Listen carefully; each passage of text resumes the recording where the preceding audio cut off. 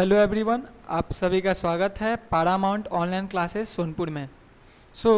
हम इस आज के क्लास में साइंस के केमिस्ट्री के चैप्टर 2 एसिड और बेस के जितने भी टॉप एमसीक्यूज क्वेश्चन होते हैं उन सभी एमसीक्यूज क्वेश्चन का प्रैक्टिस करेंगे। और इसके अंतर्गत 2011 से लेकर 2011 से 2021 के बीच में जितने भी प्रश्न पूछे गए हैं उन सभी प्रश्नों को हम क्या करेंगे, लगाएंगे। जैसे जैसे हम लगाएंगे उस वक्त आप देखिएगा कि जितने भी प्रश्न आएंगे वो क्या होगा, ज़्यादातर इसमें से रिपीटेड ही होंगे। मतलब कि पहले ये सब पूछे गए थे वही सब प्रश्न क्या होगा आपको मिलेगा। और यदि आप इसके अलावा आप किसी भी तरह के आप ऑफलाइन से जुड़ना चाहते हैं तो ये कोचिंग गोला बाज़ार सोनपुर में, जैसे कि यहाँ पे लिखा हुआ है गोला बाज़ार सोनपुर में है। और इसके अलावा यदि आप जुड़ना चाहते हैं तो ये कॉन्टैक्ट नंबर है। आप यदि नोट से या किसी भी और भी सब्जेक्ट से का हेल्प चाहिए तो इस चैनल से जुड़ सकते हैं। और फिजिक्स, केमिस्ट्री, मैथ, मतलब कि आपका साइंस, मतलब कि 10th का जितना भी आपका सब्जेक्ट है उस सभी सब्जेक्ट का यहाँ पे क्या करवाया जाएगा, तो प्रैक्टिस करवाया जाएगा। तो आप इस चैनल को सब्सक्राइब कर दीजिए और लाइक कर लीजिए। तो बिना किसी देरी के आज के पहले प्रश्न की ओर चलते हैं। तो आज का पहला प्रश्न क्या है? आज का पहला प्रश्न है कि कोई विलियन लाल लिटमस को नीला कर देता है तो उसका पीएच संभव कितना होगा। मतलब कि कोई विलियन है जो लाल लिटमस पत्र को क्या कर दे रहा है, लाल लिटमस पत्र को नीला कर दे रहा है, तो उसका हमसे क्या पूछ रहा है, पीएच वैल्यू पूछ रहा है, पावर ऑफ हाइड्रोजन या पोटेंशियल ऑफ हाइड्रोजन। और देखिए कि ये कब कब क्वेश्चन पूछा गया था। पहले तो 2012 में पूछा गया था, उसके बाद 2013 में और 2023 में, और हो सकता है कि 2027 में भी ये प्रश्न आपके एग्जाम में आ जाए। तो क्या पूछा कि कोई विलियन क्या कर रहा है, लाल लिटमस पत्र को नीला कर रहा है। तो लाल लिटमस पत्र को नीला कर रहा है तो उसका पीएच वैल्यू कितना होगा। पहला ऑप्शन में दिया हुआ है 7 से अधिक, 7 से कम, इनमें से कोई नहीं। तो यहाँ पे बोल रहा है कि पीएच वैल्यू किसका, लाल से नीला कर रहा है तो ये किसका होता है, ये बेसिकली बेसिक का होता है। ये किसका गुण है, बेसिक का होता है। और बेसिक का वैल्यू कितना होता है, 7 से अधिक। मतलब कि ऑप्शन नंबर बी क्या हो जाएगा, आपका ऑप्शन नंबर बी करेक्ट हो जाएगा। नेक्स्ट क्वेश्चन की बात करते हैं कि संगमरमर का रासायनिक सूत्र पूछ रहा है। क्या पूछ रहा है, संगमरमर का रासायनिक सूत्र पूछ रहा है कि संगमरमर का रासायनिक सूत्र क्या होगा। ये क्वेश्चन कब कब पूछा गया, 2013, 2015, 2019, 2026। देखिए प्रीवियस ईयर में भी पूछा गया था। तो यही पूछ रहा है कि ये जो संगमरमर है उसका रासायनिक सूत्र क्या होगा।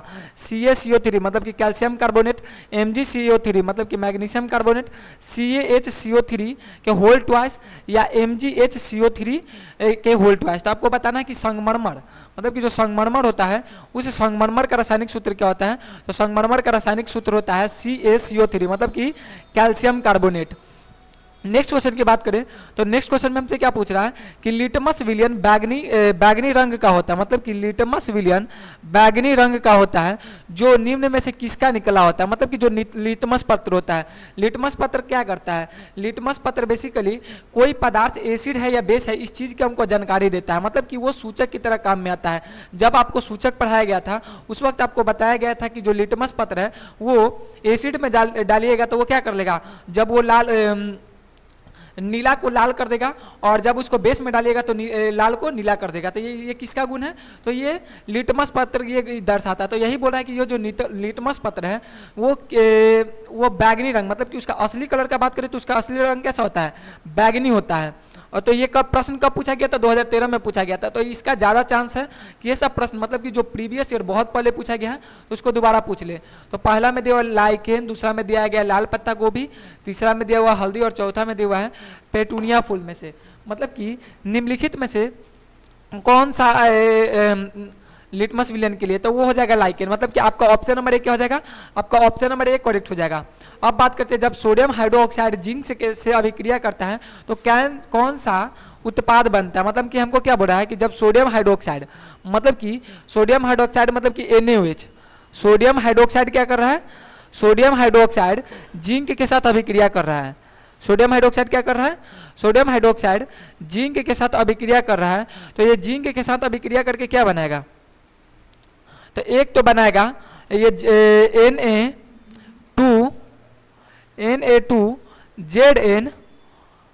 Na2ZnO2 और प्लस क्या बनाता है, प्लस H2 बनाता है। तो आप देखिए ये कौन सा ऑप्शन में हमको दिया हुआ है, मतलब कि हमको क्या बोला कि जब सोडियम हाइड्रोक्साइड क्या कर रहा है, सोडियम हाइड्रोक्साइड जब जिंक के साथ अभिक्रिया कर रहा है, हम क्या किए, ये सोडियम हाइड्रोक्साइड को हम जिंक के साथ अभिक्रिया करवाए, और जब हम जिंक के साथ अभिक्रिया करवाए तो क्या बनाए, Na2ZnO2 और H2 बनाए। मतलब कि आपका ऑप्शन नंबर डी क्या हो जाएगा, आपका ऑप्शन नंबर डी करेक्ट हो जाएगा।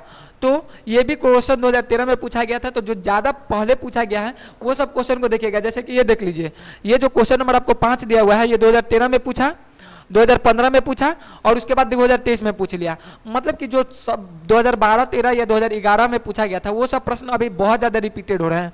तो उन सब क्वेश्चन पर आप बहुत ज़्यादा ध्यान दीजिएगा। किसी भी उदासीन विलयन का पीएच, देखिए फिर पीएच से वैल्यू आ गया कि किसी भी उदासीन विलयन, यदि कोई विलयन उदासीन है तो उसका पीएच वैल्यू कितना होगा, 5 होगा, 7 होगा, 14 होगा या 0 होगा। तो उदासीन विलयन का पीएच वैल्यू कितना होता है, उदासीन विलयन का पीएच वैल्यू होता है 7। बात करें कि जो एसिडिक होता है, जिसका गुण एसिडिक होता है उसका वैल्यू कितना होता है, पीएच वैल्यू 7 से अधिक होता है, और जिसका जो बेसिक नेचर का होता है, सॉरी एसिडिक होता है उसका 7 से कम होता है, और जो बेसिक नेचर का होता है उसका क्या होता है, उसका 7 से ज़्यादा होता है। नेक्स्ट क्वेश्चन की बात करते हैं, क्वेश्चन नंबर 6। क्वेश्चन नंबर 6 में हमसे क्या पूछ रहा है, क्वेश्चन नंबर 6 में पूछ रहा है कि बेकिंग सोडा का रासायनिक सूत्र। हमसे क्या पूछा है कि ये जो बेकिंग सोडा है, इस बेकिंग सोडा का रासायनिक सूत्र क्या होगा। ये क्वेश्चन देखिए 2013 में पूछा, 2014 में पूछा, 2022 में पूछा और देखिए 2026 में पूछ लिया। तो अब ये ईयर्स को आप देखते रहिएगा। ऑप्शन ए में दिया हुआ सोडियम बाइकार्बोनेट या sodium hydrogen carbonate, sodium hydro oxide, इसके अलावा दिया हुआ सोडियम Na2CO3 और पोटेशियम हाइड्रोक्साइड। तो आपको बताना है कि बेकिंग सोडा का रासायनिक सूत्र क्या होता है। तो एक होता है बेकिंग सोडा जो हमसे पूछा है, तो इसका फॉर्मूला होता है NaHCO3। क्या होता है, NaHCO3। ये क्या होता है, बेकिंग सोडा या खाने वाला सोडा, इसी को बोलते हैं, क्या बोलते हैं, बेकिंग सोडा या खाने वाला सोडा बोलते हैं इसको। और एक और इससे क्वेश्चन पूछता है बेकिंग सोडा, और इससे एक और क्वेश्चन आता है और वो होता है वाशिंग सोडा। आपसे एक और क्वेश्चन क्या पूछेगा, वाशिंग सोडा का फॉर्मूला पूछेगा। और वाशिंग सोडा और बेकिंग सोडा में हल्का सा का ही अंतर होता है। वाशिंग सोडा का फॉर्मूला क्या होता है, वाशिंग सोडा का आपका फॉर्मूला होता है Na2CO3 डॉट 10H2O। मतलब कि यहाँ पे 10 जल के अणु का क्या होता है, क्रिस्टलीकरण होता है। तो हमसे क्या पूछा था, बेकिंग सोडा या सोडा, बेकिंग सोडा पूछा। तो बेकिंग सोडा के लिए क्या हो जाएगा, आपका ऑप्शन नंबर ए NaHCO3, मतलब कि सोडियम हाइड्रोजन कार्बोनेट या सोडियम बाइकार्बोनेट आपका सही हो जाएगा। ये जो आपको दिया हुआ है ये क्या हो गया, सोडियम हाइड्रोक्साइड, इसको पढ़ते हैं, इसको सोडियम कार्बोनेट पढ़ते हैं Na2CO3, और यही डॉट 10H2O दे जाता है, ये क्या हो जाता है, आपका वाशिंग सोडा हो जाता है। ये हो गया पोटेशियम हाइड्रोक्साइड।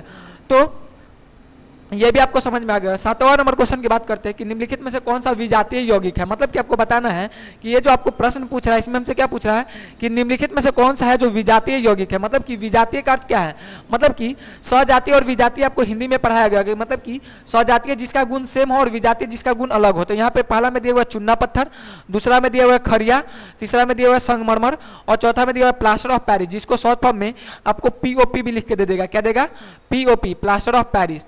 तो हमसे पूछ रहा है कि निम्नलिखित में से कौन सा विजातीय यौगिक है। तो चुन्ना पत्थर ये पत्थर है, खरिया भी पत्थर होता है और संगमरमर भी पत्थर होता है। बट POP क्या होता है, POP पत्थर नहीं होता है। ये क्या हो गया, आपका विजातीय गुण को शो कर रहा है। मतलब कि आपका ऑप्शन नंबर डी क्या हो जाएगा, आपका ऑप्शन नंबर डी करेक्ट हो जाएगा। नेक्स्ट प्रश्न की बात करते हैं, प्रश्न संख्या 8। निम्नलिखित में से पीएच का कौन सा मान क्षारीय विलयन का मान देता है। मतलब कि निम्नलिखित में से पीएच का कौन सा मान, निम्नलिखित में से पीएच का मान क्षारीय विलयन का मान देता है। हमसे क्या पूछ रहा है, क्षारीय का मान देता है। पहला में दे रहा है, ऑप्शन में दिया है 2, 7, 6 और 13। तो हमसे किसका वैल्यू पूछ रहा है, हमसे क्षारीय का वैल्यू पूछ रहा है, और वो भी किसका, पावर ऑफ हाइड्रोजन। तो पीएच वैल्यू 7 क्षारीय का क्या होता है, अभी बताते थे कि जो पीएच वैल्यू क्षारीय का होता है वो 7 से अधिक होता है। और 7 से अधिक देखिए कौन सा है, ऑप्शन नंबर डी में दिया हुआ है 13, यही हो जाएगा। ये जो ए दिया हुआ है ये किसका है, ये आपका एसिड का है, ये आपका उदासीन है और ये भी कहीं ना कहीं अम्लीय है। तो आपका सिर्फ ऑप्शन नंबर डी क्या हो जाएगा, आपका ऑप्शन नंबर डी सिर्फ सही हो जाएगा। नेक्स्ट क्वेश्चन की बात करते हैं, क्वेश्चन नंबर 9। सोडियम क्लोराइड के जलीय विलयन से विद्युत धारा प्रवाहित करने पर यह विघटित होकर हाइड्रो ऑक्साइड बनाता है। क्या करता है, हाइड्रोक्साइड बनाता है। हमसे पूछ रहा है कि हमसे क्या बोला है कि सोडियम क्लोराइड के जलीय विलयन, हम इसको लिख ही लेते हैं। हमको क्या बोला है, sodium chloride NaCl, sodium chloride के जो जलीय विलयन होता है, मतलब कि इसका जो एक्वस फॉर्म है, ये क्या है, जो जलीय है, एक्वस फॉर्म है, आपको बताया जाता है, ये जलीय विलयन को एक्वस फॉर्म में लिखा जाता है। विद्युत धारा इसमें प्रवाहित करें, क्या कर रहे हैं हम, करंट सप्लाई कर रहे हैं, इसमें क्या कर रहे हैं, करंट सप्लाई कर रहे हैं। जब हम इससे विद्युत धारा सप्लाई करेंगे तो ये क्या होगा, ये टूट जाता है, क्या होता है, Na+ और Cl- में टूट जाता है, क्या होता है, Na+ और Cl- में टूट जाता है। और ये जो आपका सोडियम है, ये सोडियम क्या करता है, ये सोडियम जल के साथ अभिक्रिया करके OH प्राप्त कर लेता है, क्या कर लेता है, ये जल के साथ अभिक्रिया करके OH बना लेता है, मतलब कि सोडियम हाइड्रोक्साइड बना लेता है। हमसे ये पूछ रहा है कि ये कौन सा, ये जो आपका विद्युत धारा प्रवाहित करके जो विघटित किए हैं, इस विघटित को क्या बोलते हैं। ये क्वेश्चन कब पूछा गया था, 2014 में पूछा गया था। क्लोर क्षार अभिक्रिया, क्लोर अभिक्रिया, विघटन अभिक्रिया या संयोजन अभिक्रिया। तो आपको देख के ये लग रहा होगा कि इसमें विघटन हुआ, बट यहाँ पे हम विद्युत को प्रवाह किए हैं, क्या किए हैं, विद्युत को प्रवाह किए हैं, और विद्युत के प्रवाह के कारण ऐसा हुआ है, इसलिए ये क्या हो जाएगा, क्लोर क्षार प्रक्रिया हो जाएगा, क्या हो जाएगा, क्लोर क्षार प्रक्रिया हो जाएगा। आपका ऑप्शन नंबर ए करेक्ट हो जाएगा, क्या हो जाएगा, आपका ऑप्शन नंबर ए करेक्ट हो जाएगा। ऑप्शन नंबर ए करेक्ट होने के पीछे क्या कारण हो गया, आपका ऑप्शन नंबर ए करेक्ट इसलिए हुआ क्योंकि ये ऑप्शन नंबर 1 करेक्ट हुआ, सी इसलिए करेक्ट नहीं हुआ क्योंकि हम इसमें से क्या प्राप्त किए थे, विद्युत धारा प्रवाहित किए थे। यदि हम इसमें से विद्युत धारा प्रवाहित नहीं करते, यदि हम इसे विद्युत धारा प्रवाहित नहीं करते तो हम ऑप्शन नंबर सी को ही सही मारते हैं। और हम नेक्स्ट क्वेश्चन की बात करते हैं, क्वेश्चन नंबर 10। निम्नलिखित में से कौन सही है, हमसे क्या पूछ रहा है कि ये जो आपको क्वेश्चन नंबर 10 में पूछ रहा है, ये जो हमको फॉर्मूला दिया गया है, इसमें से पूछ रहा है कि ये निम्नलिखित में से कौन सा सही है। हमको लग रहा है ये क्वेश्चन आधा अधूरा, हम देखते हैं कि इसका क्वेश्चन पूरा क्या होगा। हाँ, ये क्वेश्चन सही है, हमसे पूछ रहा है, ये फार्मूला के बारे में पूछ रहा है कि निम्नलिखित में से कौन सा फार्मूला सही है। आपको बताना है कि निम्नलिखित में से कौन सा फार्मूला सही है। Na2CO3.5H2O, तो ऐसा तो कोई फार्मूला नहीं होता है, हम ऐसा बताएं नहीं होता है। NO2CO3.10H2O, ये बताइए क्या होता है, यही तो होता है वॉशिंग सोडा। वॉशिंग सोडा मतलब कि जो धोने वाला सोडा होता है, मतलब कि जो आपका सर्फ में वॉशिंग सोडा, धोने वाला जो सोडा होता है, कपड़ा धोने में जो सोडा का उपयोग करते हैं, वो कौन सा सोडा होता है, उस सोडा का फार्मूला NO2CO3.10H2O होता है। 7H2O भी नहीं होगा, 2H2O भी नहीं होगा। आप लोग इसको नहीं समझ में आ रहा होगा, .10H2O या .2H2O का अर्थ क्या है, ये क्रिस्टलीकरण, क्या है, क्रिस्टलीकरण है। क्रिस्टलीकरण का अर्थ क्या होता है कि ये जल का अणु है, मतलब कि यहाँ पे जल जो है वो ठोस अवस्था में पाया जाता है, इसीलिए इसको डॉट में करके हम बताते हैं। आप जब गौर किए होंगे कि जब आप सर्फ को हाथ में रखिएगा और उसमें आप पानी का कुछ बूंद डालिएगा तो आपको क्या हो जाएगा, हाथ गर्म महसूस होगा। ऐसा क्यों होता है, ये क्रिस्टलीकरण के ही कारण होता है। उतना डीपली नहीं जाना, क्वेश्चन प्रैक्टिस करना है, सिर्फ समझा दिए हैं।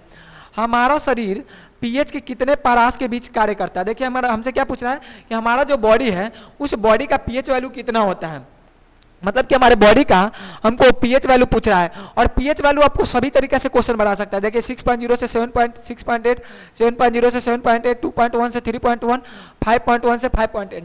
तो जैसा कि अभी बता रहे थे कि जो पीएच वैल्यू का जो प्रश्न बनाया जाता है, वो आपको मिट्टी से भी पूछ लेगा कि मिट्टी का पीएच वैल्यू कितना होगा, आपका बॉडी का पूछ लेगा, हमारे ब्लड का पीएच वैल्यू पूछ लेता है, तो आपको पीएच वैल्यू कहीं से भी पूछ सकता है। तो आप पीएच वैल्यू पर थोड़ा ज़्यादा ध्यान दीजिएगा। तो हमसे पूछ रहा है कि हमारे बॉडी का पीएच वैल्यू कितना होगा, हमारे बॉडी का पीएच वैल्यू कितना होगा। तो हमारा बॉडी क्या होता है, हमारा बॉडी बेसिक होता है, क्या होता है, बेसिक होता है। और बेसिक में भी कितना होता है, 7.0 से 7.8 होता है। क्या होता है, 7.0 से 7.8। इससे हमारे बॉडी का जो कार्य करने का क्षमता होता है वो थोड़ा बढ़िया होता है, इसलिए इसमें पाया जाता है। तो आपका ऑप्शन नंबर बी क्या हो जाएगा, हमारा ऑप्शन नंबर बी करेक्ट हो जाएगा।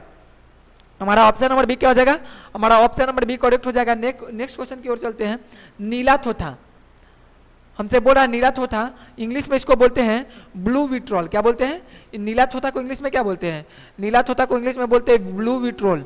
यदि जो भी स्टूडेंट इंग्लिश हल्का फुल्का समझते होंगे या सीबीएसई, ज़्यादातर स्टूडेंट क्या करते हैं 8th क्लास के बाद वो सीबीएसई से बिहार बोर्ड में एडमिशन करवा लेते हैं, तो उनके लिए बता दिए नीला थोथा, जिसको आम भाषा में तूतिया भी बोलते हैं, का रासायनिक सूत्र क्या होता है। इसको तूतिया उल्टा मत समझिएगा, ये गाली नहीं है, तूतिया है, इसका नाम ही है। तो आपको बताना है कि नीला थोथा का रासायनिक सूत्र क्या होता है। देखिए 2015 में पूछा और इसके 6 साल बाद 2021 में पूछा, और हमको आशा लगता है कि कहीं ना ना कहीं 2027 में क्वेश्चन ना पूछ ले। तो इसका फार्मूला दिया हुआ है CuSO4.7H2O, CuSO4.5H2O, CuSO4.4H2O, CuSO4.10H2O। तो ये CuSO4.10H2O ये भी गलत है, ये भी गलत है और आपका ये भी गलत है। मतलब कि सिर्फ आपका ऑप्शन नंबर बी CuSO4.5H2O सही होगा। मतलब कि इसमें ऐसा क्यों होता है, क्योंकि इसमें वाटर मॉलिक्यूल होने से ये क्या होता है, इसका रंग नीला हो जाता है। यहाँ पे आप देख रहे होंगे, अभी हम क्या बताएं कि ये जो डॉट में H2O लिखा होता है वो 5H2O, ये क्या करता है, ये डॉट 5H2O के कारण ही क्या होता है, इसका कलर ब्लू हो जाता है। इसी कारण इसको क्या बोलते हैं, नीला होता है या ब्लू विट्रोल बोलते हैं। यहाँ पे आपको हल्का हल्का रीजन भी समझ में आ रहा होगा। आपको बताना है कि निम्नांकित में से कौन लवण है।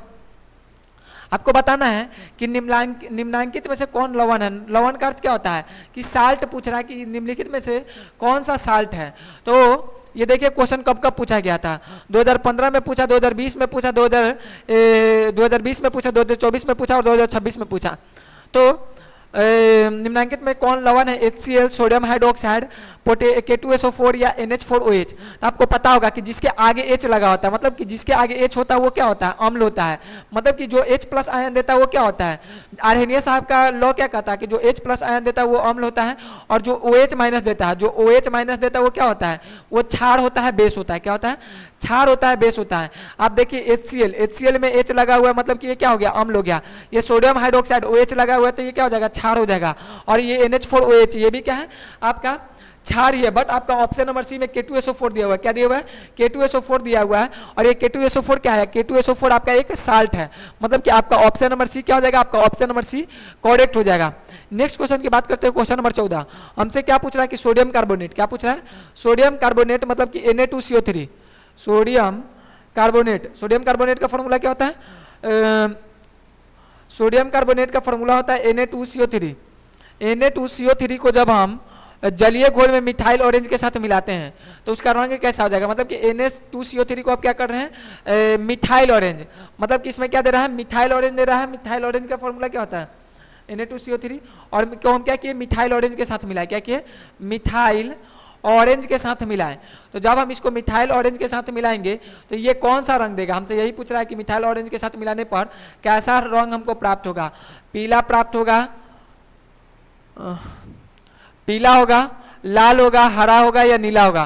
तो जब भी आप सोडियम कार्बोनेट को मिथाइल ऑरेंज के साथ मिलाते हैं तो वो कौन सा रंग देता है, ये आपको येलो कलर देता है। कौन सा येलो कलर देता है, येलो कलर देता है, पीला कलर देता है। मतलब कि आपका ऑप्शन नंबर ए क्या हो जाएगा, आपका ऑप्शन नंबर ए 100% करेक्ट हो जाएगा, A for Andhra Pradesh. Next question की बात करते हैं कि सोडियम कार्बोनेट का आपका सूत्र पूछ रहा है। क्या पूछ रहा है, सोडियम कार्बोनेट का सूत्र पूछ रहा है। और देखिए सोडियम कार्बोनेट का अभी ऊपर ही आपको फॉर्मूला लिखे थे, क्या लिखे थे, सोडियम कार्बोनेट का अभी फॉर्मूला लिखे Na2CO3। मतलब कि इसके लिए भी A फॉर अहमदाबाद, आपका Ahmedabad option number A correct हो जाएगा। NaHCO3 आपका क्या बता रहे हैं, NaHCO3 किसका होता है, सोडियम हाइड्रोकार्बोनेट या सोडियम बाइकार्बोनेट, जिसको क्या बोलते हैं, धोने वाला खाने वाला सोडा। Na2CO3 ये भी नहीं होगा, NaCl ये नमक है।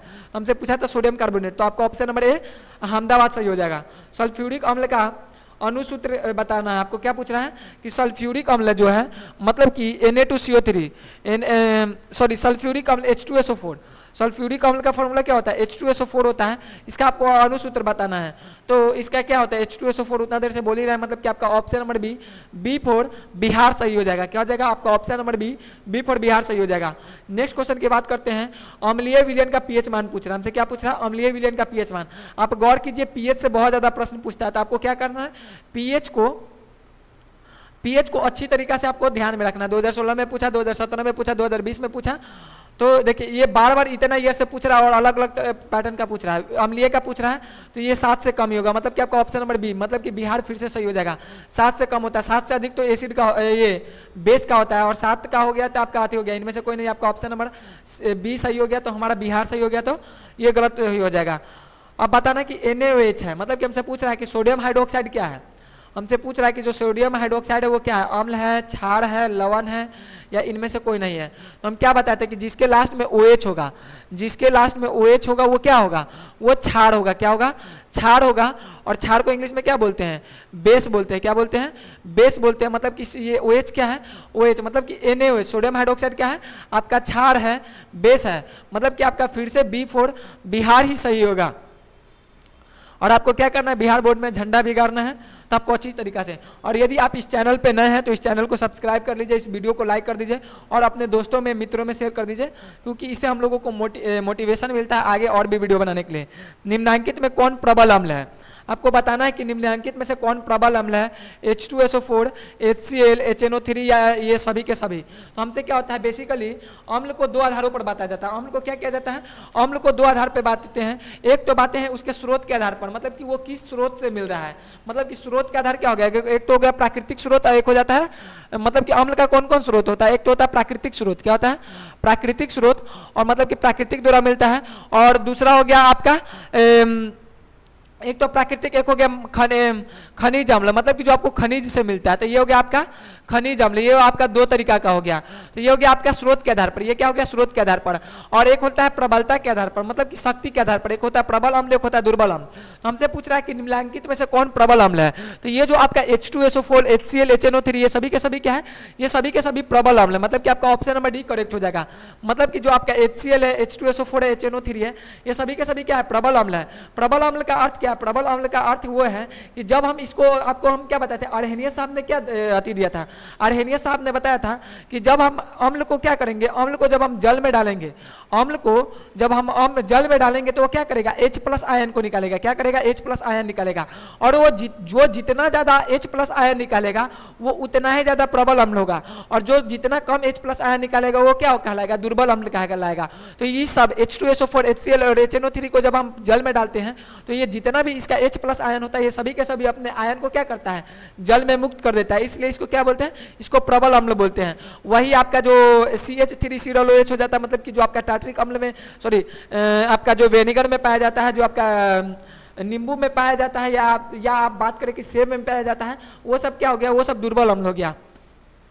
दीवारों की सफेदी के लिए किस विलयन का उपयोग किया जाता है, हमसे क्या पूछ रहा है कि दीवार में हमको सफेदी लाना है, तो दीवार की सफेदी के लिए, दीवार के सफेदी के लिए किस विलयन का उपयोग किया जाता है, कैल्शियम HCO3 का होल ट्वाइस, CaOH2, NaOH या NaHCO3। आपको बताना है कि निम्नलिखित में से कौन सा ऑप्शन सही होगा, 20 का कौन सा ऑप्शन सही हो जाएगा, ए हो जाएगा, बी होगा, या सी होगा, या डी होगा। तो हमको बोला कि दीवारों की सफेदी के लिए किस विलयन का उपयोग करते हैं, तो हम करते हैं CaOH2 को। किसका उपयोग करते हैं, CaOH2 को करते हैं। मतलब कि जब आप CaOH2 को, मतलब कि CaOH2 को क्या कर रहे हैं आप दीवार पर जब वो पोत देते हैं, मतलब कि जब हमारा पुराना घर था, मतलब कि पुराने वाले घर में जब हम पेंट करते थे, चूना का यूज करते थे, तो हम क्या करते हैं CaOH2 को पोतते थे। जब दीवार पे पोतते थे तो हमारे वायुमंडल में क्या है, हमारे वायुमंडल में कार्बन डाइऑक्साइड है, तो वो कार्बन डाइऑक्साइड से अभिक्रिया करके क्या करता था, वो कार्बन डाइऑक्साइड से अभिक्रिया करके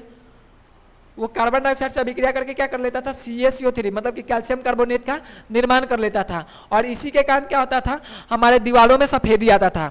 हमारे दीवारों की सफेदी के पीछे कौन सा कारण है, तो CaOH2 है। आई थिंक आपको ये भी समझ में आ गया होगा। निम्नलिखित में से कौन क्षार है, हमसे क्या पूछ रहा है कि निम्नलिखित में से कौन क्षार है। तो हम क्षार के बारे में क्या बताते हैं, जिसके लास्ट में OH होगा वो क्षार होगा। तो हमसे पूछा भी क्या है कि निम्नलिखित में से कौन क्षार है। और ये देखिए क्वेश्चन कब पूछा, 2018 में फर्स्ट शिफ्ट में भी पूछा, सेकंड। हाँ, यहाँ पे जो आपको फर्स्ट लिखा हुआ है ये शिफ्ट वाइज बताता है। आपका जो एग्जाम होता है वो 2 शिफ्ट में होता है, एक शिफ्ट फर्स्ट और एक शिफ्ट सेकंड। तो ये देखिए शिफ्ट 2018 के शिफ्ट फर्स्ट में भी पूछा, शिफ्ट सेकंड में भी पूछा, और 2021 में भी पूछा, शिफ्ट 1 में पूछा, और 2026 के शिफ्ट सेकंड में भी पूछा। तो हमसे क्या पूछ रहा है कि कौन क्षार है। तो यहाँ पे क्षार किसके लास्ट में OH लिखा हुआ है, ऑप्शन नंबर बी। तो आपका ऑप्शन नंबर बी करेक्ट हो जाएगा। और आपको यहाँ पे कॉन्सेप्ट भी क्लियर हो रहेगा, जिससे आपको और भी क्वेश्चन बनाने में आसानी होगा। आप बात करते हैं लवण, आपको बताना है कि लवण ये Na2CO3 क्या है, आपका सोडियम कार्बोनेट। ये सोडियम कार्बोनेट लवण है। इसका जलीय का pH आपका पूछ रहा है कि इसका pH कितना होगा। हमसे इसका क्या पूछ रहा है, विलयन का pH पूछा है कि pH क्या होगा, 7 होगा, 7 से अधिक होगा, 7 से कम होगा, या इनमें से कोई नहीं होगा। आपको बताना है कि ये जो आपका लवण है, तो हमसे क्या बोला है, हमको ऑलरेडी बता चुका है कि ये लवण है। ये क्या बता रहा है हमको, लवण है। और लवण क्या होता है, लवण ना ही एसिड होता है ना ही बेस होता है। लवण क्या होता है, ये आपका जो लवण होता है, नमक होता है, ये आपका एसिड होता है ना, बेस होता है, ये न्यूट्रल होता है, मतलब कि आपका 7 सही हो जाएगा। वही ये एसिड होता है तो 7 से कम होता है और बेस होता है तो 7 से अधिक होता है। नेक्स्ट क्वेश्चन की बात करते हैं, किस रासायनिक यौगिक को गर्म करने पर प्लास्टर ऑफ पेरिस प्राप्त किया जा सकता है। मतलब कि हमसे पूछ रहा है कि किस रासायनिक यौगिक को गर्म करेंगे तो हमको क्या प्राप्त होगा, प्लास्टर ऑफ पेरिस, मतलब कि पीओपी की प्राप्ति होगी। तो पीओपी का निर्माण कैसे होता है, पीओपी का जो निर्माण होता है वो बेसिकली होता है, आप जब ये जिप्सम को गर्म करेंगे, क्या करेंगे, जिप्सम को गर्म करेंगे। जिप्सम का फॉर्मूला क्या होता है, जिप्सम का फॉर्मूला होता है आपका CaSO4.2H2O। क्या होता है, CaSO4.2H2O, CaSO4.2H2O होता है। इसको जब आप 120 डिग्री सेल्सियस, 120 डिग्री सेल्सियस या 125 डिग्री सेल्सियस, अलग अलग किताब में अलग अलग डेटा दिया होता है, जब इसको आप इतना गर्म कीजिएगा तो आपको क्या मिलेगा, आपको क्या बन के मिलेगा, CaSO4.12H2O मिलेगा। क्या मिलेगा, CaSO4.12H2O, CaSO4.12H2O मिलेगा। और इसी ये किसका फॉर्मूला है, ये आपका पीओपी का फॉर्मूला है। ये क्या है, पीओपी का फॉर्मूला है। और वही बात करें कि किसका फॉर्मूला है, जिप्सम का फॉर्मूला है। तो हम क्या किए, हम जब जिप्सम को 120 डिग्री सेल्सियस का ताप दिए, 120 डिग्री सेल्सियस का ताप दिए, तब ये क्या बना, पीओपी बना। तो हमारा कौन सा ऑप्शन सही हो जाएगा, हमारा जिप्सम, मतलब कि ऑप्शन बी, मतलब बी फॉर बिहार। आप गौर कीजिए, ज्यादातर ऑप्शन का बी सही हो रहा है, लेकिन आपको तुक्का मार के नहीं आना है कि बी सही हो रहा है तो वहां पे भी सही होगा। हो सकता है कि आपको ऑप्शन ऊपर नीचे दे दे, आपका बी फॉर बिहार सही हो जाएगा। निम्नलिखित में से कौन सा आयन लाल लिटमस को नीला कर सकता है। हमसे क्या बोल रहा है कि निम्नलिखित में से कौन सा है जो लाल को क्या कर दे, लाल लिटमस पत्र को नीला कर देते। ये क्या हो गया आपका, फिर से इससे हमको लिटमस से पत्र आ गया कि आपको लाल लिटमस पत्र को नीला कौन करता है। 2018 ए में पूछा है, H+, OH-, Cl- और O2-। देखिए कितना बढ़िया, मतलब कि ये जो क्वेश्चन है ये पहले नहीं पूछा गया था, अभी पूछा गया था। और इस क्वेश्चन को डिजाइन बहुत बढ़िया किया गया। पहले यही क्वेश्चन आज से 10 साल पहले पूछा जाता, मतलब कि 2013 या 11-12 वाले में क्वेश्चन में पूछता तो इसमें लाल पीला दे देता। बट ये देखिए 2018 या 23 में पूछा तो इसको क्या किया, इसको बढ़िया बनाने के लिए इसमें आपको अथी दे दिया। क्या दे दिया आपको, ऑप्शन में H+ OH- दे दिया गया। तो आपका कौन सा सही हो जाएगा, आपका ऑप्शन बी OH- सही हो जाएगा। क्योंकि यहाँ पे क्या बोला, लाल को कौन सा आयन है जो लाल लिटमस पत्र को नीला करता है। तो लाल लिटमस को नीला करने का कार्य ये आपका क्षार करता है। और क्षार का क्या होगा, OH- होगा। मतलब कि आपका ऑप्शन नंबर बी क्या हो जाएगा, आपका ऑप्शन नंबर बी करेक्ट हो जाएगा। तो आपको दो चीज, मतलब कि अभी तक के डेटा से आपको दो चीज पर अभी ज्यादा फोकस करना है। मतलब कि आगे और भी बताएंगे और आपको बताना है कि हम आपको ये भी बताएंगे कि आपको क्या क्या बोर्ड के एग्जाम देने से पहले ध्यान देके जाना है। बट आप बेसिकली इसको याद रखिएगा, पहले तो ये लिटमस वाला आप याद कर लीजिएगा। लिटमस से क्वेश्चन बहुत ज्यादा है और वो आपका फार्मूला जितना भी है वो सब याद कर लीजिएगा। आप जब कंपटीशन का भी तैयारी कीजिएगा ना तो ये सब बहुत इंपॉर्टेंट होता है। नेक्स्ट क्वेश्चन की बात करते हैं, क्वेश्चन नंबर 25। क्वेश्चन नंबर 25 में क्या पूछ रहा है कि कोई विलियन नीले लिटमस पत्र को लाल कर देता है। क्या कर दे रहा है, नीले लिटमस पत्र जो है उस नीले लिटमस पत्र को क्या कर रहा है, नीले लिटमस पत्र को लाल कर दे रहा है। तो इसका पीएच संभवतः होगा। देखिए ये 2018 में पूछा, 2021 में पूछा, 2026 में पूछा। तो हमसे क्या पूछ रहा है कि नीले लिटमस पत्र को लाल कर देता है। तो नीले को लाल करने का काम करता है, लाल को नीला करने का काम करता था वो आपका बेस, और जो आपका नीला है उसको लाल करने का काम कौन करता है, एसिड करता है। नीला को लाल करने का काम कौन करता है, एसिड करता है। और एसिड का पीएच वैल्यू कितना होता है, 7 से कम। और 7 से कम कौन सा ऑप्शन है, आपका option number A for Ajmer या ए फॉर अहमदाबाद बोल दीजिए, आपका ऑप्शन नंबर ए करेक्ट हो जाएगा। नेक्स्ट बात करते हैं, ऑक्जेलिक अम्ल का प्राकृतिक स्रोत निम्नलिखित में से कौन सा है। हमसे पूछ रहा है कि जो हमारा ऑक्जेलिक अम्ल है उस ऑक्जेलिक अम्ल का रासायनिक स्रोत क्या है। मतलब कि हमको क्या बताया कि जो अम्ल होता है उसका दो स्रोत होता है, एक प्राकृतिक होता है और एक प्राकृतिक स्रोत होता है। एक मतलब कि स्रोत के आधार पर होता है और एक होता है आपका आदि के आधार पर। तो स्रोत के आधार पर क्या बताते थे, एक अम्ल प्राकृतिक बताते थे और एक खनिज बताते थे। तो हमसे क्या पूछा, ऑक्जेलिक अम्ल।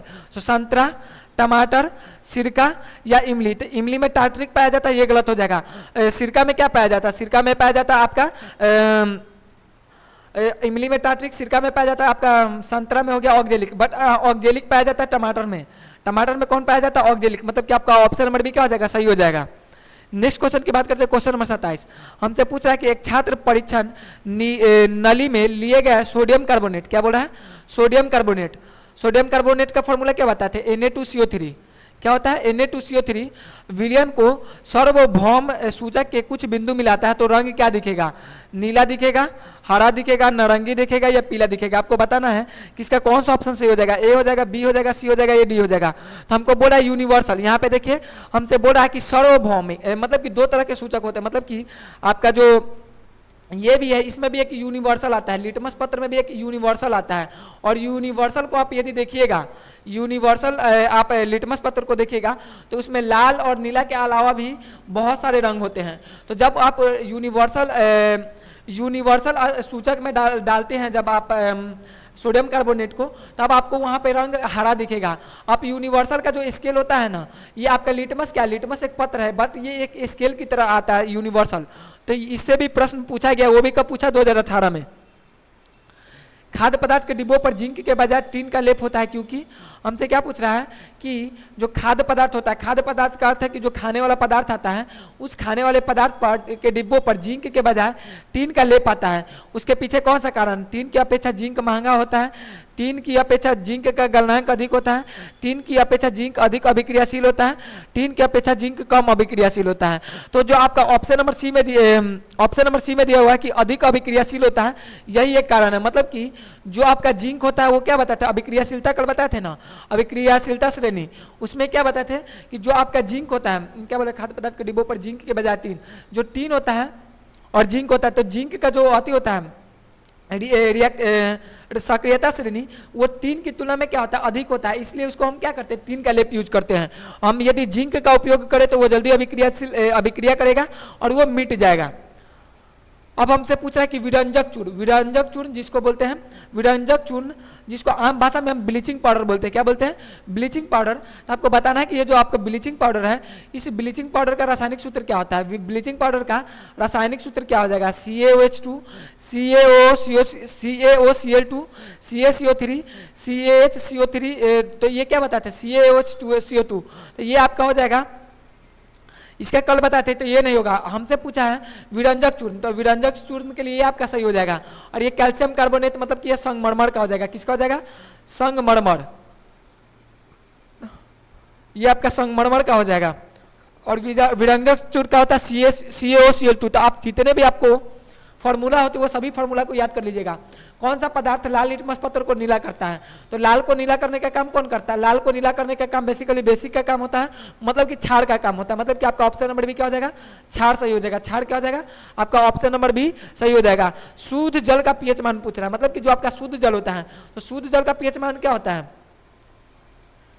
शुद्ध जल जो होता है वो न्यूट्रल होता है। शुद्ध जल क्या होता है, शुद्ध जल न्यूट्रल होता है। और इसका पीएच वैल्यू की बात करें तो इसका पीएच वैल्यू कितना होता है, 7 होता है। और यदि इसमें हम नींबू मिला दें, यदि आप मानिए कि हम जल में पीएच में नींबू मिला देते हैं, तो नींबू मिला देंगे तो उसका पीएच वैल्यू क्या हो जाएगा, 7 से अधिक हो जाएगा। क्या हो जाएगा, 7 से ज़्यादा हो जाएगा। कब, जब हम इसमें नींबू मिला देते हैं, क्या कर देते हैं, नींबू मिला, सॉरी 7 से अधिक नहीं होगा, 7 से कम हो जाएगा। 7 से कम हो जाएगा, क्या कर रहे हैं, नींबू को मिला रहे हैं। इसको मिटाते हैं, जब हम इसमें नींबू मिलाएंगे तो इसका क्या हो जाएगा, 7 से कम हो जाएगा। हम क्या कर रहे हैं, इसमें नींबू मिला रहे हैं, जब हम इसको नींबू मिलाएंगे तो ये 7 से कम हो जाएगा। कब, जब हम इसमें नींबू मिलाएंगे। और वही इसमें आप NaOH मिला देते हैं, क्या करते हैं, NaOH मिला देंगे, सोडियम हाइड्रोक्साइड। तो इसका पीएच वैल्यू क्या हो जाएगा, इसका पीएच वैल्यू 7 से ज़्यादा हो जाएगा। क्या हो जाएगा, 7 से ज़्यादा हो जाएगा। बट हमसे बोला शुद्ध जल, तो शुद्ध जल का पीएच वैल्यू कितना होता है, 7 होता है। इतना याद रखिएगा। धोने का सोडा का रासायनिक सूत्र, धोने का सोडा का रासायनिक सूत्र पूछ रहा है, और आपको तो डेरिवेशन भी है, तो उतना तो डेरिवेशन तो आपको पूछेगा नहीं, बट ये क्वेश्चन बहुत ज़्यादा आता है। तो धोने का सोडा का रासायनिक सूत्र क्या होता है, सोडियम NaHCO3 Na2CO3 CaH2 या इनमें से कोई नहीं। तो ये तो आपका नहीं होगा। ये NaHCO3 हमसे धोने का पूछ रहा है, ये खाने वाला का होता है। मतलब कि आपका ऑप्शन नंबर बी Na2CO3, मतलब कि सोडियम कार्बोनेट .10H2O आपका क्या हो जाएगा, सही हो जाएगा। नेक्स्ट बात करते हैं क्वेश्चन नंबर 33। निम्नलिखित में से कौन सा गैस चूने के पानी को धुंधला कर देता है। हमसे क्या पूछ रहा है कि जो चूने का पानी होता है, उस चूने के पानी को धुंधला करने का काम कौन करता है। मतलब कि आप चूने के पानी जो होता है उसको धुंधला करने का काम बेसिकली कौन करता है, आप जल्दी जल्दी बताइए आप लोग। यदि आपको जवाब आता है तो आप वीडियो को रोककर आप कमेंट में जवाब दे सकते हैं, या आपको लगना चाहिए कि हाँ हमको आ रहा है। यही है एक रियल स्ट्रैटेजी क्वेश्चन प्रैक्टिस करने का। ये नहीं है कि हम सिर्फ वीडियो सॉल्यूशन को देखें, हम वीडियो को रोकेंगे, हम देखेंगे, क्योंकि ज़्यादातर क्वेश्चन क्या हो रहा है, रिपीटेड ही है। फिर से हमसे क्वेश्चन टार्ट्रिक से पूछ दिया, तो टार्ट्रिक अम्ल किस में पाया जाता है? अभी बताए थे कि टार्ट्रिक अम्ल किस में पाया जाता है? इमली में पाया जाता है। टार्ट्रिक अम्ल किससे पाया जाता है? इमली में पाया जाता है। मतलब कि आपका ऑप्शन नंबर सी क्या हो जाएगा? ऑप्शन नंबर डी क्या हो जाएगा? सही हो जाएगा। टार्ट्रिक अम्ल किस में पाया जाता है? इसमें पाया जाता है। वही बात करें कि ऑक्जेलिक अम्ल में, टमाटर में क्या पाया जाता है? ऑक्जेलिक अम्ल पाया जाता है। कौन सा पाया जाता है? ऑक्जेलिक। आप आते देख लीजिएगा, ऑक्जेलिक होता है। संतरा में सिट्रिक पाया जाता है और सिरका में हमसे पूछा जिप्सम का रासायनिक सूत्र। जिप्सम का रासायनिक सूत्र तो अभी हाल फिलहाल में ही हम बात की, जिप्सम का रासायनिक सूत्र अभी क्या बताते हैं? जिप्सम का रासायनिक सूत्र .10H2, ये तो पीओपी का होता है। किसका होता है? पीओपी का होता है। हमसे किससे का पूछा? जिप्सम का पूछा, मतलब कि CSO4.2H2। आपका ऑप्शन नंबर भी सही हो जाएगा, ऑप्शन नंबर सी भी गलत हो जाएगा। .10H2 नहीं होता है। मधुमक्खी का डंक एक अम्ल छोड़ता है और जिससे दर्द होता है, तो उस जलन या अम्ल को क्या कहते हैं? मतलब कि जो मधुमक्खी का डंक होता है, उस मधुमक्खी के डंक में कौन सा अम्ल होता है? मधुमक्खी के डंक में दर्द होता है, जलन होता है, उसमें कौन सा अम्ल होता है? मेथेनोइक अम्ल, एथेनोइक अम्ल, सिट्रिक अम्ल या ऑक्जेलिक अम्ल। तो उसके जो हम बोल रहा है कि डंक में, तो उसके डंक में बेसिकली मेथेनोइक अम्ल पाया जाता है। कौन सा पाया जाता है? मेथेनोइक अम्ल। तो आपका ऑप्शन नंबर ए क्या हो जाएगा? आपका ऑप्शन नंबर ए करेक्ट हो जाएगा। टूथपेस्ट कैसा होता है? हमसे पूछ रहा है कि टूथपेस्ट कैसा होता है? अम्लीय होता है, क्षारीय होता है, उदासीन होता है, ये इनमें सभी होता है। तो जो आपका टूथपेस्ट होता है वो बेसिकली क्षारीय होता है। क्या होता है? आपका टूथपेस्ट क्षारीय होता है। आपका टूथपेस्ट की बात करते हैं, आपका जो आपका टूथपेस्ट हो गया, क्या हो गया? टूथपेस्ट। टूथपेस्ट आपका सोप, मतलब कि आपका साबुन, आपका सरफ, ये सभी के सभी क्या है? ये सभी के सभी बेस हैं। आपका टूथपेस्ट बेस क्यों होता है? क्योंकि आपको पता होगा, हम मोटा मोटा बता देते हैं कि आप रात भर मतलब कि जितने भी ये शुगर के प्रोडक्ट खाते हैं, मतलब कि मीठा पदार्थ खाते हैं, तो आपके जो दांत में बैक्टीरिया होते हैं, मतलब कि दांत में जितने भी कीड़ा होते हैं, वो मीठे चीज़ को खाता है, सुक्रोज को खाता है और वो अपना वेस्ट प्रोडक्ट को निकालता है। और वो वेस्ट प्रोडक्ट को निकालता है जिससे हमारा मुख में क्या होता है? बदबू देने लगता है। हमारा मुंह सुबह सुबह क्यों बदबू देता है? क्योंकि हम जितने भी दिन भर में आते खाते हैं, दिन भर में जितने भी मीठा चीज़ खाते हैं, तो वो क्या करता है? उसको ऑब्जॉर्व करता है हमारे दांत का कीड़ा, और उसको एब्जॉर्व करके क्या करता है? वो लैट्रिन करता है, या आप बोले कि वेस्ट प्रोडक्ट को निकालता है, और वही आपका दांत का पीलापन पड़ना या आपके दांत से बास आना, वही बन जाता है। तो उसी कारण हम टूथपेस्ट का यूज करते हैं, क्योंकि उसका जो वेस्ट प्रोडक्ट होता है वो बेसिक होता है। और जब हम उसको बेसिक होता है, उसका वेस्ट प्रोडक्ट क्या होता है? बेसिक होता है, और सॉरी एसिडिक होता है। उसका वेस्ट प्रोडक्ट क्या होता है? एसिडिक होता है। और हम जो टूथपेस्ट करें वो क्या होता है? बेसिक होता है। तो एसिड बेस मिलकर क्या करता है? साल्ट बना देता है, और वो क्या हो जाता है? साल्ट बन के न्यूट्रल बन जाता है। क्या होता है? साल्ट, मतलब कि वो न्यूट्रल हो जाता है। इसी कारण हम क्या करते हैं? बेसिक यूज करते हैं। निम्नलिखित में से कौन सा कारण अम्ल वर्षा है? मतलब कि आपको बताना है कि अम्ल वर्षा के पीछे कौन सा कारण है। तो CO2 नहीं होता है। CO2 जो है वो आपके अम्ल वर्षा के पीछे कारण नहीं है, ना ही आपका क्लोरीन है, बट आपका जो SO2 है, वो SO2 क्या है? आपका SO2 अम्ल वर्षा के पीछे कारण है। अम्ल वर्षा के पीछे कौन सा कारण है? SO2, मतलब कि सल्फर डाइऑक्साइड। मतलब कि SO2 आपका सही हो जाएगा। कार्बन मोनोऑक्साइड भी नहीं है और क्लोरीन भी नहीं है। कल बताए थे कार्बन मोनोऑक्साइड के बारे में। यदि आप कल के वीडियो को नहीं देखें तो इसी चैनल के वीडियोज के सेक्शन में जाकर उस वीडियो को देख सकते हैं। नेक्स्ट बात करते हैं क्वेश्चन नंबर 39। निम्न में से कौन भस्म नहीं है? आपको बताना है कि निम्नलिखित में से कौन सा भस्म नहीं है। आपको बताना है कि भस्म कौन सा नहीं है। Calcium oxide, sodium chloride, NaOH या Na2CO3। आपको बताना है कि भस्म नहीं है। यदि वो भस्म नहीं है तो वो क्या होगा? या तो अम्ल होगा या क्षार होगा। क्योंकि भस्म किसको बोलते हैं? भस्म बोलते हैं, आपको बताना है कि निम्नलिखित में से कौन सा भस्म नहीं है। और भस्म नहीं है मतलब कि वो क्या होगा? या तो एसिड होगा या तो बेस होगा। तो आपका NaCl क्या? आपका NaCl भस्म नहीं है, मतलब कि आपका ऑप्शन नंबर बी क्या हो जाएगा? ऑप्शन नंबर बी करेक्ट हो जाएगा। और आप बात करते हैं आज के लास्ट प्रश्न। आज का लास्ट प्रश्न क्या है हमारा? आज का लास्ट प्रश्न है कि अम्लीय वर्षा के जल का pH मान कितना होता है? यदि जिसका मान वैल्यू ही है अम्ल, तो उसका pH वैल्यू क्या होगा? उसका pH वैल्यू क्या होगा? 5 से कम होगा। बट उसका pH वैल्यू कितना होगा? 5.6 से कम होगा, तभी उसको एसिड बेस बोलेंगे। क्या बोलेंगे? एसिड रेन भी बोलने के लिए कितना हो उसका वैल्यू होना चाहिए? 5.6 से कम होना चाहिए। यदि 5.6 से ज़्यादा है तो उसको एसिड रेन नहीं बोलेंगे। एसिड रेन होने के लिए क्या चाहिए? 5.6 से कम होना चाहिए। सो आज हम क्या किए? आज हम एसिड बेस से हम 40 क्वेश्चन को लगाएं। और भी क्वेश्चन हम नेक्स्ट पार्ट में लगाएंगे। आपको बताना है कि आप 40 में कितना स्कोर किए, 40 में 40 किए या आप कितना स्कोर किए, आप कमेंट में बताइएगा। आपको वीडियो कैसा लगा ये बताइएगा। और यदि आप इस चैनल पे न्यू हैं तो आप इस चैनल को सब्सक्राइब कर लीजिएगा। और यदि आपको शॉर्ट नोट्स चाहिए और आपको ये MCQ चाहिए कि हाँ ये इंपॉर्टेंट मतलब कि आपको यदि MCQs मोस्ट इंपॉर्टेंट क्वेश्चन चाहिए, आपको इसका शॉर्ट नोट्स चाहिए कि हमारे बोर्ड एग्जाम में कौन कौन आएगा, हमको कोई ऐसा पेज मिल जाता है, ये कोई ऐसा हमको बता देते कि सिर्फ यही सब आने वाला है, तो हम उसका तैयारी कर सकते हैं। तो हमारे इसी वीडियो सेक्शन में आप जाकर उस शॉर्ट नोट्स को देख सकते हैं। और यदि आपको उस शॉर्ट नोट्स चाहिए तो आप दिए गए व्हाट्सअप नंबर, मतलब कि दिए गए मोबाइल नंबर पर आप व्हाट्सअप कीजिएगा और व्हाट्सअप पर आप लिखिएगा कि हमको चैप्टर वाइज हमको नोट्स चाहिए, तो आपको नोट्स भी प्रोवाइड किया जा सकता है। सो आज के लिए इतना ही। जय हिंद, थैंक यू।